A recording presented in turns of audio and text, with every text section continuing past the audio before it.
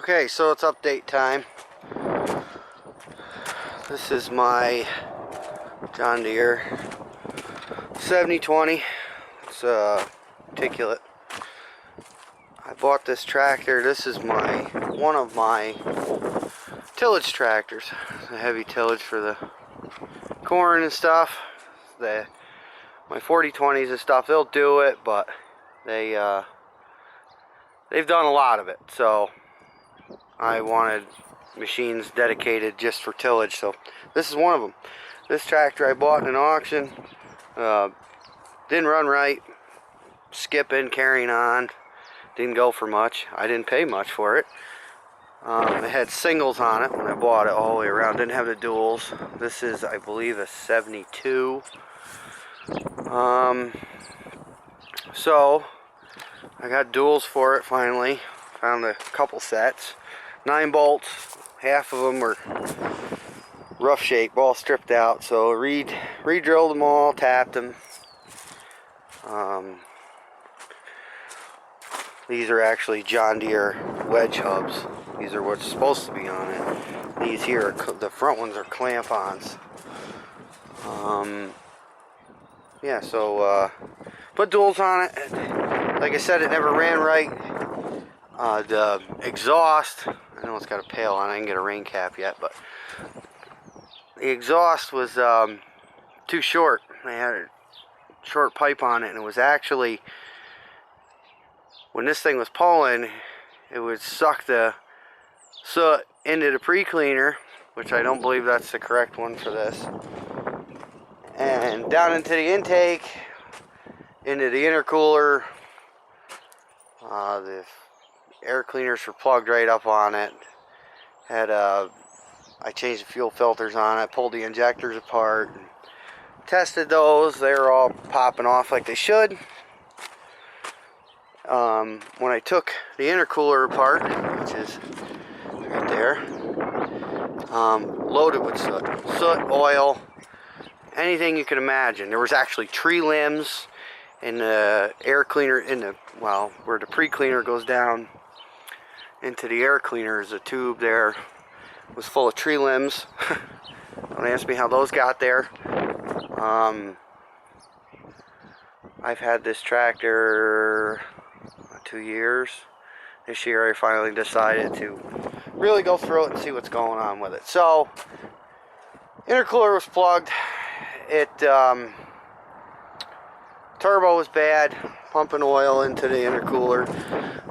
This tractor is an AC tractor, AC cab, AC 6404 block, and AC pump never had a belt.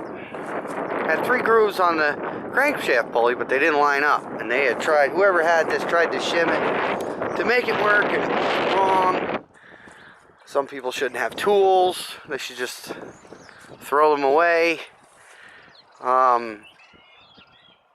Further investigation, had the wrong crankshaft balancer on it. The wrong one. The one that's meant for this tractor is actually discontinued, and I believe that's what somebody had told them when they went to buy one. This tractor is, like I said, a 6404 John Deere air conditioned block. It's got the casting for the air conditioner pump. It actually has a pump on it. It's locked up.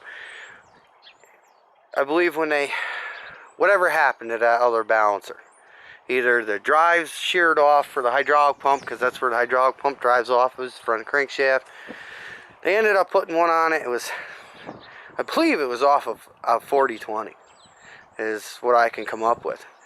And because they couldn't get one, because it's, like I said, discontinued. But being in a 6404 block, that's the same block that's in a 4520, a bunch of them.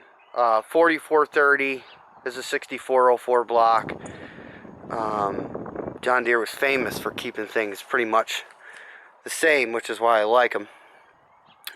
So I ended up getting a crankshaft pulley for a 4520, which is still a 20 series.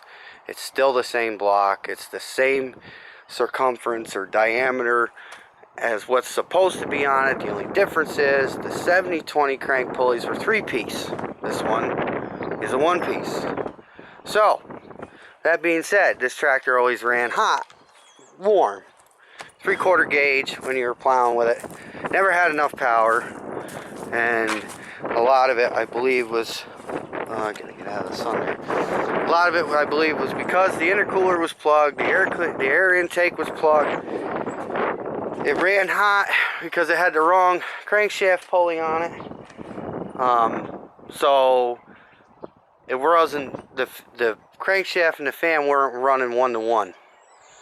It was smaller, so I believe it wasn't spinning the water pump fast enough. So now that that's all straight, it runs really good now. I'm waiting on shift cables, which this uses a pull and push shift cable. They're pretty long. They're 7 feet long. John Deere wants $500 for a push-pull cable for this tractor. No way. I found a company, I believe it's in Pennsylvania, that builds them, like hydraulic hoses, because obviously it's got to be built. Somebody builds it. So, talk to this gentleman, Jerry. He, really nice guy. He's building me a cable for 1/3 of the price of what John Deere wants for a John Deere cable, in which I don't even think it'd be John Deere. It's probably built by a different company and they resell it, which $500 for a shift cable, I don't care how long it is ridiculous. That's just too much money. So, wait for the shift cable. That's where we're at with this thing. That should be here this week, and she will be ready to go for spring tillage. Yeah, she'll be ready to go. It's a great tractor. I love it. Especially now with the duals on it. It's going to have a lot more flotation because I have a lot of heavy ground. You know, it's clay, loomy soils, but there's no sand or gravel here. It's all hard stuff, so, and it's usually either wet or really dry. So that's that. Now, the other thing I've been working on, this here, is my homemade liquid manure spreader. I live near a dairy farm. It's actually pretty big. I believe one of the biggest ones in New York State. And they're a bunch of good guys, and you know, growing up down the road, knowing each other a long time. They have an abundance of liquid manure. Tons of it. Like more than they could ever spread. So we've worked out a deal. I'm gonna be there. It's actually where this tank come from. The tank was on a different gear, was on a regular truck frame. We actually worked a deal out where I'm gonna be able to get as much as I want to take.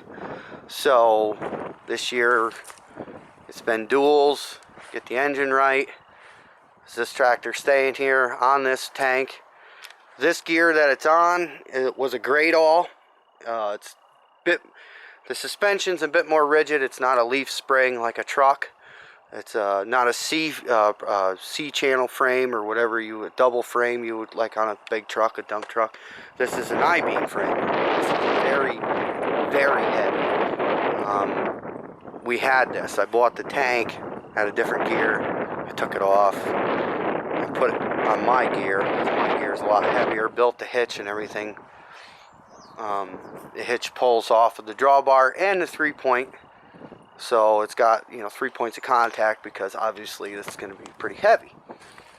Now, last year I ran this spreader on some corn ground. The only issue is I put a splash pan on it and was gonna just let it gravity out. Not the case. It spread a 5-foot or a 4-foot windrow about 10 inches thick. It was just didn't work. Wasn't gonna work. So we decided you know, looking at spreaders and stuff. And I mean, you can go buy whatever you want if you got the money. I don't. I started with 2 tractors in 2007 after my father sold out in 96 and started over. So I'm reaccumulate everything, tillage equipment, hays, all that. So I decided to build one. So obviously with the problem with it not spreading correctly, we needed a blower of some sort. Well, this hideous contraption here is a snow blower. It's a 3-point hitch snow blower that ran PTO drive. I took the blower part off, obviously, or this is the blower part. Took that off, took the augers off the front, cut all that off. I'm running it with a hydraulic motor. I'm no professional. I don't know the horsepower in this motor. This is all parts that I had literally laying around, besides the bearings. As you can see, the bearings are new, the chain's new, the gears are new. So in theory, I'm hoping that this is going to work the same as a $20,000 or $30,000 spreader. It's turning the RPMs with just the motor. Before I geared it up, was right around 300. That's all I could get it to spin with that hydraulic motor. I didn't think that was fast enough, so we geared it. You know, drive and driven. I put a bigger drive gear on a smaller driven gear, and I got almost 750, 800 RPMs out of it now. That's what that shaft turns. It turns. Whether it's going to be fast enough, I don't know. Like I said, I'm not an engineer. I'm a country boy with a torch and a welder. We're going to see. I'm sure there'll be a video of it when I get there. Right now it's Sunday. It's 51 out. It's beautiful. But now we got no frost. So, and this thing is gonna need frost to go out in the field because it is heavy. It was actually really heavy and we couldn't figure out why, and then I actually climbed in it and there was 2 foot of sand because they used 2 foot, 3 foot of sand from the end to the front. So I shoveled it out, which was a lot of fun. But yeah, so that's what I've been doing. There's, like I said, there'll be some videos of this hopefully in the field. Talking this week when the shift cable comes, possibly going up to the dairy farm where the manure is, and I asked him if I could, which he didn't really have a problem with, is maybe try it on one of his fields, because he's got really nice ground, good drainable stuff. So I might be able to try it up there to see if my homemade contraption works the way I think it's going to work in my head. If not, we go from there. We do something different. That's just the way it is. The spout I didn't do. I know the spout is nothing. I want to see what this thing throws like, and then I'll decide what I'm going to do as far as maybe some kind of a spout design, a fan of some sort, because I know the legit ones have flat plate and the manure just hits it and it just fans out. I don't know. I want to see what this one's going to do first. So that's what I've been doing. If you like my videos, please comment, rate, subscribe. Like I said, there's going to be more hopefully, and this thing gets out in the field and does something. Hopefully what I think it's going to do. And stay tuned.